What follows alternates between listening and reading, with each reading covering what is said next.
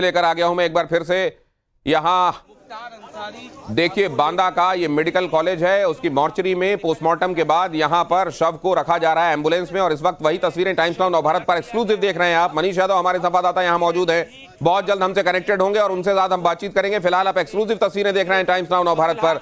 सुरक्षा के कड़े बंदोबस्त के बीच में मॉर्चरी से निकाला गया है शव को और रखा जा रहा है उस एम्बुलेंस में जो लेकर जाएगी बांदा से गाजीपुर मुख्तार अंसारी के शव को। वो अब टीम जो है वो निकल रही है। अनुज मिश्रा, टाइम्स नाउ नवभारत। हमारे संवाददाता ने ये एक्सक्लूसिव तस्वीरें आप तक पहुंचाई हैं और यहां पर आप देख रहे हैं पुलिस वाले हर जगह निगाह रख रहे हैं। कई पुलिस वाले बाहर की तरफ इस चौकसी में हैं कि सब कुछ रूट क्लियर है या नहीं। उधर कई पुलिस वाले आपको दिखाई दे रहे हैं जो एम्बुलेंस के करीब हैं और वहां पर शव के रखे जाने की इस पूरी प्रक्रिया की एक तरीके से उनके वो सुपरवाइज कर रहे हैं कि सब कुछ ठीक ठाक हो रहा है कि नहीं हो रहा है। और यहां पर आप देखें बड़ी तादाद में पुलिस बल और ये पूरे रास्ते पूरे रूट का यही हाल है। बांदा से लेकर जब निकलेंगे पुलिस और अब पुलिस सुनिए टीम जरा जो है वो मुख्तार अंसारी के शव को लेकर यहां से निकल रही है। जाहिर तौर पर जो पुलिस का काफिला होगा, इस काफिले में जो परिवार के लोग हैं, खासतौर पे उमर अंसारी और निखिल, किसी भी तरह से कोई भी लूप होल्स न रहे इसका विशेष हट जाओ यार। तो ये देखिए ये तस्वीरें हैं, ये तस्वीरें इस वक्त मेडिकल कॉलेज के मॉर्चरी हाउस की हाँ यार, वो लड़ गया उससे। उसको यहाँ से निकाला जा रहा है। इस वक्त की बड़ी खबर है कि पुलिस की टीम जो है इस वक्त आप तस्वीरों में देख सकते हैं किस तरीके से एम्बुलेंस में शव को, मुख्तार अंसारी के शव को रख दिया गया और पुलिस की टीम इस वक्त आप चारों तरफ देख सकते हैं किस तरीके से मौजूद है। थोड़ी देर में ही शव को लेकर यहाँ से निकलेगी पुलिस की टीम। जो काफिला होगा उसमें निश्चित तौर पर पुलिस की गाड़ियां होंगी, साथ ही साथ परिवार की जो है वो भी कुछ गाड़ियां होंगी। यहाँ से गाजीपुर शव को लेकर जाएगा और एक खास रूट इसको लेकर तैयार किया गया है, जिस रूट के जरिए टीम जो है पुलिस की टीम मुख्तार अंसारी के शव को बांदा से गाजीपुर लेकर पहुंचेगी। जाहिर तौर पर इस बीच अलर्ट जो है साफ तौर पे किया गया है, खास तौर पर जिन जिलों से ये काफिला जो है वो गुजरेगा वहां पर अलर्ट के लिए कहा गया। इससे पहले 5 डॉक्टरों के पैनल ने पोस्टमार्टम किया है, विसरा को प्रिजर्व किया गया है और अब तस्वीरों में देखा जा सकता है कि किस तरीके से तैयारी पूरी हो चुकी है। शव को एम्बुलेंस में रखा जा चुका है और थोड़ी देर में ही अब यहां से ये काफिला जो है वो गाजीपुर के लिए निकलेगा। तो फिलहाल पुलिस की टीम मौजूद है और अब काफिले को लेकर पुलिस की टीम यहां से निकल रही है। अनुज मिश्रा, टाइम्स नाउ नवभारत, बांदा।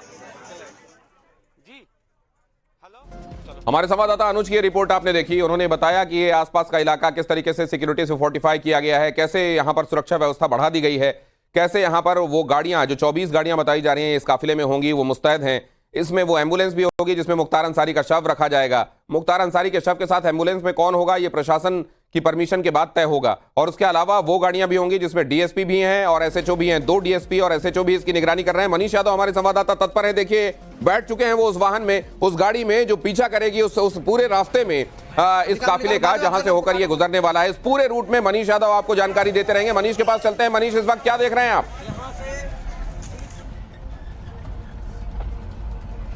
देखिए काफिला निकल गया है, सामने आपको एम्बुलेंस नजर आएगी जिसमें सब रखा गया है। आगे पुलिस की गाड़ियां एस्कॉर्ट करती हुई दिखाई दे रही हैं आपको और पीछे जो मुख्तार अंसारी के परिवार के लोग हैं वो भी आ रहे हैं। देखिए एम्बुलेंस के सामने शव वाहन में जो आपको लिखा हुआ है उस पर एम्बुलेंस में मुख्तार अंसारी के सबको रखा गया है। और यहां से ठीक अभी जो टाइम हो रहा है लगभग 4:45 बज रहे हैं, मतलब 5 बजे से अगर टाइम का आकलन लेकर चले तो लगभग 6 घंटे गाजीपुर तक पहुंचने में लगेंगे। और मुख्तार अंसारी का परिवार भी इस काफिले के पीछे होगा। निखत अंसारी जो कि अब्बास अंसारी विधायक है, उसकी पत्नी है, सुभाषपा के विधायक है, जेल में बंद है कासगंज में। इसके अलावा उमर अंसारी जो कि बेटा है वो भी मौजूद। देखिए उमर अंसारी पहुंचे हैं, उमर अंसारी के पीछे गाड़ी है, एम्बुलेंस के पीछे काली गाड़ियों का काफिला उमर अंसारी है, उसमें निखत भी बैठी हुई है। और देखिए ये अब यहां से काफिला निकल रहा है और यहां से लगभग 6 घंटा लग जाएगा दिनेश। और बड़ी जो कोशिश है, जो तैयारी है पुलिस प्रशासन की कि कहीं भी काफिले को कोई ओवरटेक न करे,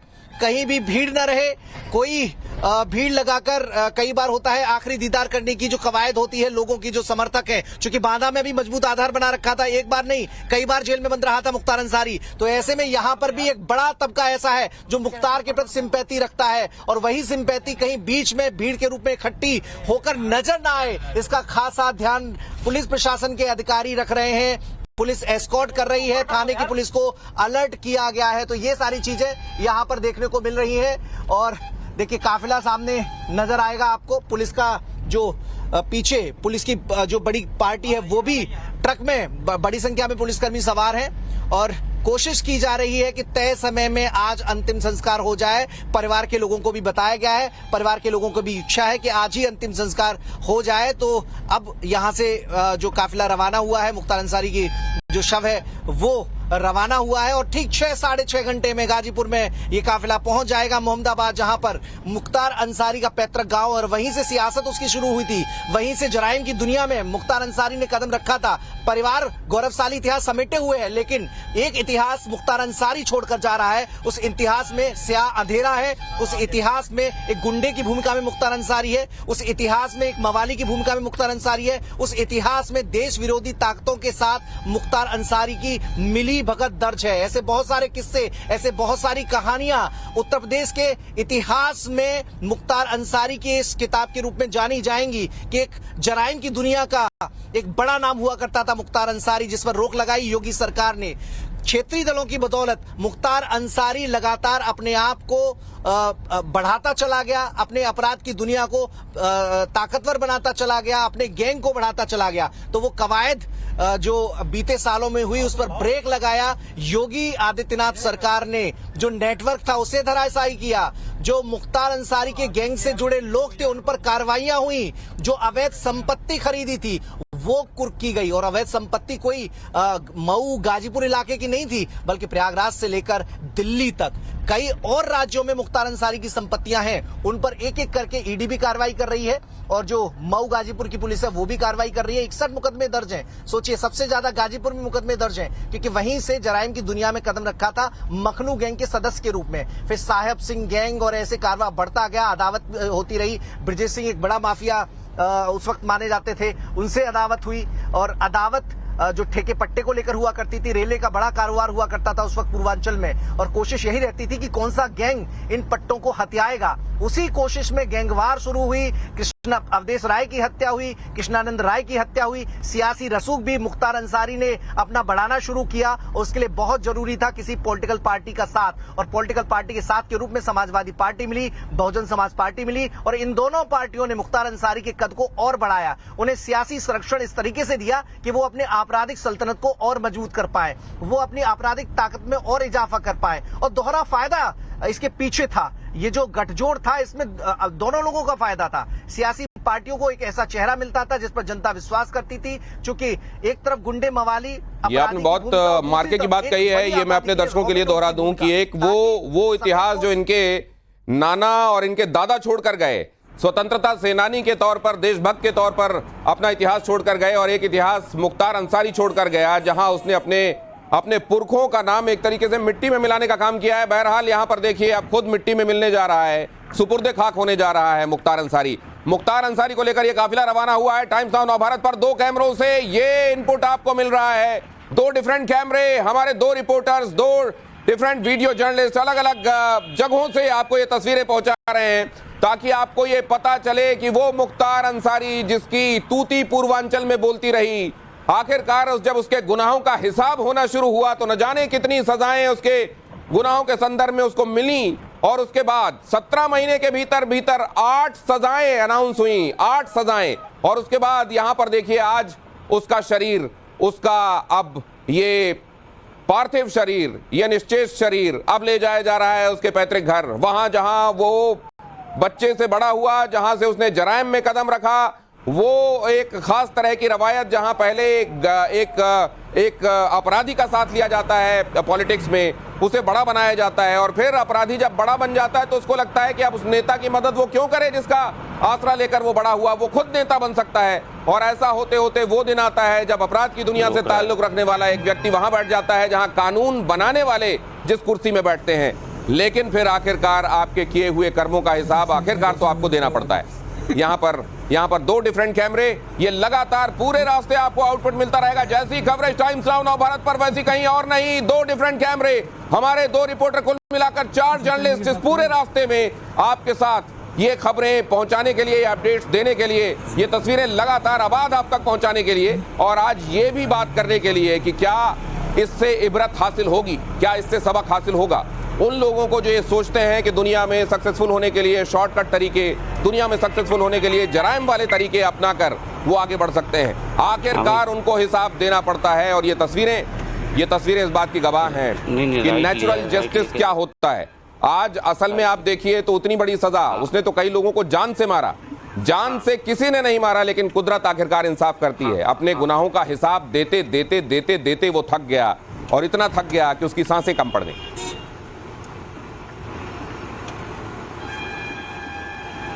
हमारे संवाददाता मनीष और अनुज इस पूरे रास्ते में आपको अपडेट्स देते रहेंगे। और अभी हमारे संवाददाता बता रहे थे कि वो जो काली गाड़ी आप देख रहे हैं, देखिए बहुत ध्यान से देखिएगा, आपके लेफ्ट, आपकी स्क्रीन में लेफ्ट में जो तस्वीर दिखाई दे रही है, बाईं तरफ जो तस्वीर दिखाई दे रही है, उसमें सफेद गाड़ी के आगे आपको एक काली गाड़ी दिखाई दे रही है, जिसके बिल्कुल आगे आपको एक एम्बुलेंस दिखाई दे रही है। तो वो जो एम्बुलेंस है वही है वो शव वाहन जिसमें मुख्तार अंसारी का पार्थिव शरीर है। ये है वो शव वाहन।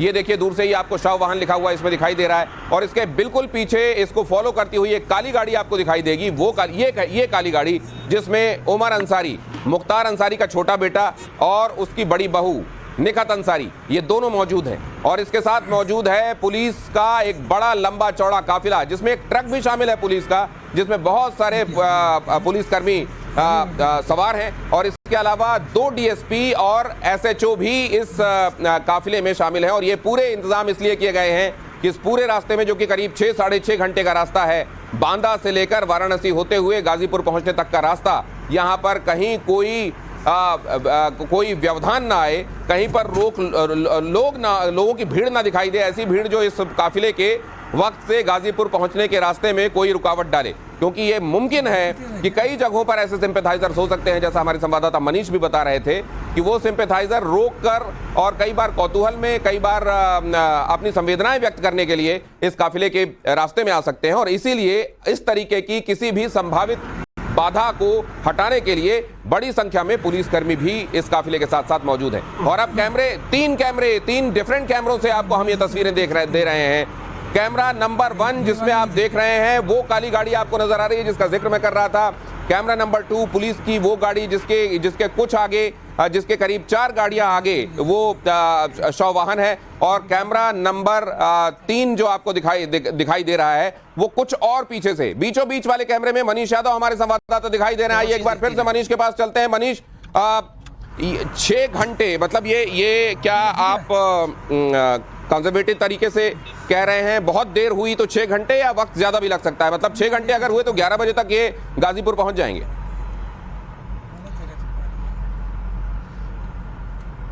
देखिए दिनेश, बहुत कंजूसी के साथ में 6 घंटे बता रहा हूं, चूंकि रफ्तार के ऊपर तय करेगा कि किस रफ्तार से ये लोग चलते हैं और कब पहुंचते हैं। हालांकि जो अच्छी रफ्तार, ठीक ठाक रफ्तार से चलें, 80 से लेकर 100 के बीच चलें तो 6 घंटे लगते हैं। लेकिन अगर रफ्तार सुस्त हुई, क्योंकि काफिला लंबा है और एम्बुलेंस की एक सीमित रफ्तार में चलना होता है, उसका एक प्रोटोकॉल होता है, तो ऐसे में हो सकता है कि ये समय ज्यादा और लगे। अब ज्यादा समय बाद, मतलब देर रात को अगर वहां गाजीपुर पहुंचता है सब, तो क्या अंतिम संस्कार आज होगा, ये बड़ा सवाल होगा। हालांकि परिवारीजन अभी भी कह रहे हैं कि अगर समय से आ जाता है मुख्तार अंसारी का सब, तो अंतिम संस्कार आज ही किए जाने की पूरी कवायद, पूरी तैयारी वहां पर की हुई है। उमर अंसारी से भी जब हमारी बातचीत हुई थी तो उसने भी यही बताया था कि आज ही अंतिम संस्कार करने की योजना है। लेकिन अगर शव देर से पहुंचता है तो हो सकता है कि मुख्तार अंसारी का अंतिम संस्कार कल हो। लेकिन इसकी अगर शव देर से पहुंचता है तो हो सकता है मुख्तार अंसारी का अंतिम संस्कार कल हो, लेकिन परिजनों ने ज्यादा तैयारियां आज के हिसाब से की हुई हैं। आज अगर बहुत ही ज्यादा विलंब नहीं हो गया तो आज भी आप अंतिम संस्कार संभावित मानिए। यहां पर आप देख रहे हैं वो तस्वीर जो बहुत क्लियर कट आपको वो पिक्चर दिखा रही है, जिसमें सामने की तरफ आपको वो गाड़ी, वो ट्रक जिसका हवाला मैं दे रहा था और मैं आपको बता रहा था, जिसमें पुलिस पार्टी आगे आगे चल रही है, एक तरीके से रोड क्लियरिंग पार्टी इसको समझ लीजिए। और उसके पीछे पीछे ये शव वाहन जा रहा है जिसमें कि अंदर बॉडी को रखा गया है मुख्तार अंसारी की, और उसके पीछे कई गाड़ियां, ये कुल मिलाकर 2 दर्जन गाड़ियां बताई जा रही हैं, जिसमें पुलिस की बहुत सारी गाड़ियां हैं। एक शव वाहन तो है ही, एक गाड़ी है परिजनों की, खासतौर से जिसमें उमर और निखत बैठे हुए हैं, वो काली गाड़ी, और इनको अगर आप पूरा मिला देते हैं तो करीब 24 गाड़ियां हैं इस काफिले में। इस काफिले की सुरक्षा का जिम्मा भी इस पुलिस पार्टी पर है, रोड ओपनिंग और क्लियरिंग का भी एक तरीके से जिम्मा इसी पर है, और जल्द से जल्द निर्विघ्न तरीके से गाजीपुर पहुंच जाए ये जो उद्यम है, ये भी असल में इन्हीं पुलिस कर्मियों पर है जो इस पूरे रास्ते में इस काफिले को प्रोटेक्शन दे रहे हैं और ये इंश्योर कर रहे हैं कि रास्ते में कहीं कोई बाधा ना आए। हमारे संवाददाता अनुज भी इस काफिले के साथ मौजूद हैं और इसी काफिले को ट्रैक कर रहे हैं हमारे संवाददाता मनीष भी, और वो ये कह रहे हैं कि 6 घंटे तो लगेंगे ही लगेंगे अगर आप 70-80 की रफ्तार मेंटेन करते हैं, लेकिन अगर रास्ते में कहीं जाम मिलता है, कहीं कोई समस्या आती है तो ये रास्ता लंबा भी हो सकता है। आज ही रात में दफन किए जाने की तैयारी है, लेकिन यह भी संभव है कि अगर बहुत ज्यादा विलंब हो गया तो फिर ये कल किया जाएगा।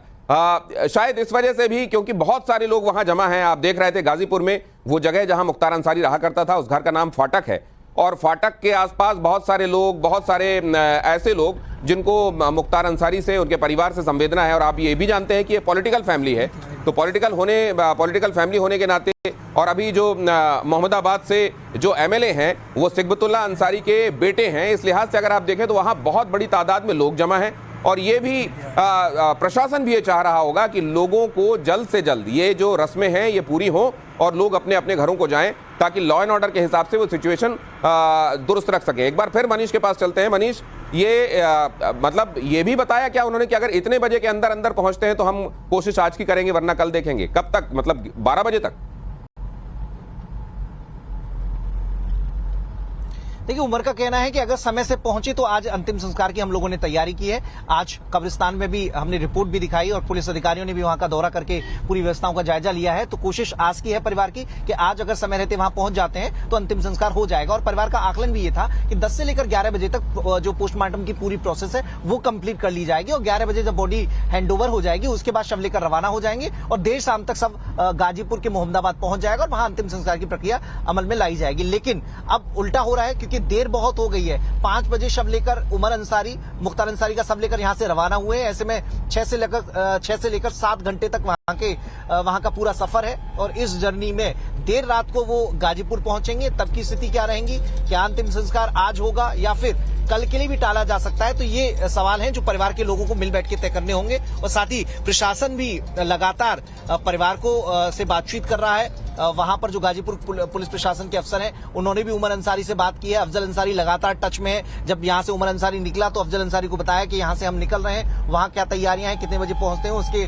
बाद बैठकर बातचीत करेंगे। ये उमर अंसारी ने अफजल अंसारी से बातचीत की है। निखत भी उमर अंसारी के साथ हैं। परिवार के बाकी लोग जो 2 चचेरे भाई हैं उमर अंसारी के, वो भी मुख्तार अंसारी के इस पोस्टमार्टम के दौरान मौजूद रहे और वो भी उमर के साथ अब इस काफिले का हिस्सा हैं। तो कोशिश की जा रही है कि समय रहते वहां पर मुख्तार अंसारी की बॉडी पहुंचे और फिर जो सुपुर्दे खाक की प्रक्रिया होती है वो अमल में लाई जाए।